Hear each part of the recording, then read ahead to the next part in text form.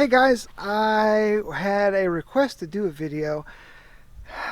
I have totally failed. I don't remember who asked for this, but somebody left a comment saying you should give a brief description on some of the stuff that is like essential for living off grid. Now, I'm going to give you just some of the stuff that I use every single day. So it might not be like crazy important, but I touch it every single day. So in my opinion, that's essential. Because I mean, I could give you like the most important things, but I'm going to give you the things that I touch at least every day or at least 3 times a week.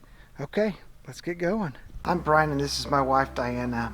After 21 years in the Army, I retired, moved to Alaska, bought an off-grid cabin on a remote island. Now we share our lives and adventures with you to inspire others to follow their dreams.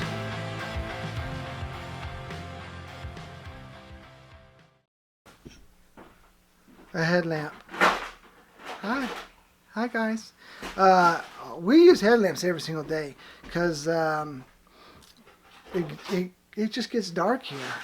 Not in the summertime so much, but in the wintertime, even like we'll turn off all the lights and just to save batteries, we'll just go up and down the stairs. Or like if you got to go pee in the middle of the night, I'd put the headlamp on and go outside and pee.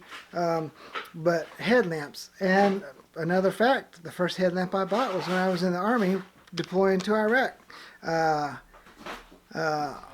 All of the cool guys were rocking these Petzls, and to be honest, these are, in my opinion, are the best headlamps you can get. They're a little on the spendy side, and this particular one is definitely because it's rechargeable, and it also has a little monitor on this one, so to save battery, if you need more light, it senses that you need more light and it gets brighter, and if you don't need light, then it'll get dimmer. So, or you can just push a little button on the side and you can just make it as bright as you want. But headlamps are something that we use every single day, even in the summer. A must, because when I go out in the mornings to fill up the generator or to do work outside and it's still dark, I always got my headlamp on. See that? You got to be able to make fire. If you got a wood stove, you're going to have to be able to make fire. Now you can buy these cheapies, but the Walmart here in Juneau went out of business, and so, fire. So when they went out of business, I went and purchased me a Zippo, and I love this Zippo. I've had Zippos before, but now I bought one just specifically for the cabin. I leave it here because when I go down to burn trash, use a Zippo. When I'm starting a fire, use a Zippo. It's a great thing to have. You got to have fire. All right, so you may think that I'm crazy by bringing this up, but my wife bought me this as a birthday gift, probably, and not this one because we have several, but she bought me this item as a birthday gift probably 15 years ago. What's so funny? He farted and it stunk so bad I thought it was I told you he was farting. I thought it was rotten meat. I was like, oh my god, something really smells. I'm sorry. It was trying to pull me in different directions and I need to go to the bathroom. Go to the bathroom. Do you need me right now, Mom? No. Take that? Okay. I farted this morning and then I smelled something disgusting. And he goes, that's not me. It was him. I do think that was you because you made the sound. Yeah, I made the sound, but I didn't have that stench. That was not me. It smelled like when kids... Oh my gosh! I just got crop dusted. Oh. It smells like when Grandma eats raw meat. He needs to go poop. Concentrate, everybody. Concentrate. Oh, there's my dog. So, man, that's loud. So one of the things that my wife bought me several years ago for camping was a Ove Glove. We've probably got 6 of these things, but I love these. I don't know if you can get these anymore. Here, throw that other one over here. Oh yeah. I'll show you the ones that Some people still have them online on Amazon. But be sure you get Ove Glove. The other ones are, don't get the knockoffs, get the other ones. So the new Ove Gloves have like a little blue thing on it. We've got some of these, and she uses for what do you call them? For picking up hot stuff. A hot pad. That way you can still use your hand and everything. I mean, you don't have to put your hand in it. You can still pick stuff up. But instead of using a poker in the fireplace, you can basically go into your fireplace with an Ove Glove and pick up a burning piece of wood and move it around wherever you want. That's why Ove Gloves are so awesome. They're just not neoprene. What do they call that? They're basically like the stuff that firefighters use in their stuff. It doesn't catch on fire and it doesn't absorb heat really well. I mean, if you stuck it in a fire and held it there for a long time, obviously it's going to get hot. But they're awesome. They're awesome. Awesome. Here you go, sugar. Coming back at you. Huh. And then you got to have something to protect your feet. And this is what I rock. Extra Toughs is Alaska's shoe. And I have a couple pair of Extra Toughs, but they're made in China now. And these are probably made in China too. Made in China. But these tend to last longer for me. And this is this one, does it have a name on it? This one is more of a winter boot because it's rubber all the way up and it's got a little neoprene right here at the top. But these things are super warm, and I guess I might have bad circulation in my feet because my feet get cold easy. But this is my preferred boot right here. The other thing I like about those are Mucks. The other thing I like about those Mucks is that they give you a lot of ankle support.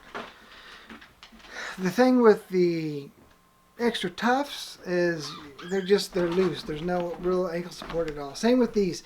My wife has got some of these Grundens. I bought a pair because she raved about how awesome they were. I didn't like them, so now I keep them for my son or guests when they come by. They don't have much support. There's not a whole lot of support with these, and they don't keep you quite as warm as those other Muck boots do. And I used Mucks in the mine for three plus years. And I love those things. And the cool thing about, I don't know if it's a Muck policy or if it was just the store I bought them at, but if you developed any type of hole in the boots within 6 months, then they would give you a refund, give you a brand new pair of boots. So I think out of the 3 years, I got 2 new boots out of that just because I developed the hole. And yeah, so anyways, those are the basic essentials that I touch every single day. Oh, there's one more. There's one more. Let me go get it. I said, hey, I'm trying to film here. This is a professional studio, and you guys are distracting me. Sorry. So I didn't have to go nowhere because I touch this stuff every single day. So the other thing is protection. Protection. So I would say I just grabbed the rifle because I would say a rifle is for personal protection, but my go-to rifle for personal protection is an AR-15. This is my hunting rifle, but I want to just can I film over here for display? Oh, good Lord! For display purposes, I just grabbed the rifle. AR-15 is my choice. And when we first started off, when we just first got married, I just bought a shotgun for personal protection, like just a home defense. And then you're also going to want protection from, if you're living off-grid, you're probably living in the woods. So you're also going to want to have protection from whatever your biggest predator is. For us, it's brown bear. So we keep this 454 Casull. That's our, when bears are in season, this is what we keep. This is what we keep for protection. I like this. I got 2 holsters. One's from Mike at Zona Holsters. That's a waist holster, but I also have this. This is a Diamond D holster. This is a guy that makes holsters in Alaska. This is a chest holster. They call it like a guide holster or something. The hip holster I wear in the summer because it's, you're not wearing jackets and all that stuff, but when it gets a little colder, I'll put this chest holster on because that way you're not all having to dig through layers of clothes to get to your pistol. So personal protection, one for home, one from whatever your biggest predator is. For some of the bigger large purchase items, one of the main things that you're going to have is a mode of transportation. If you're living like off-grid in Alaska, some of the places you can't get to with your vehicle, so you're going to have some alternative type of mode of transportation. So one of the big things that we use, and we use it either at least 3 times a week, and that is an ATV. So here's our ATV. It's a Honda Rincon. It's a 700 or a 680. They call it a 700. This thing,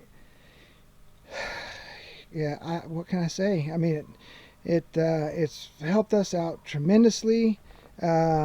So yeah, if you live in an area that has a lot of snow, perhaps a snow machine would be better for you. But even in the summer, you're not going to have snow, so 9 times out of 10, you're going to have some sort of 4-wheeler or a 6-wheeler, you know, like a side-by-side or something. But something definitely to get you back and forth. And obviously, you can see that there's a little rack in the front and the back, but that's not enough to hold all of your junk. So with that being said, item number 2. This is our ATV. We just recently purchased that one because, as you know, our other trailer, the axle took a dump. We're still waiting on parts for that.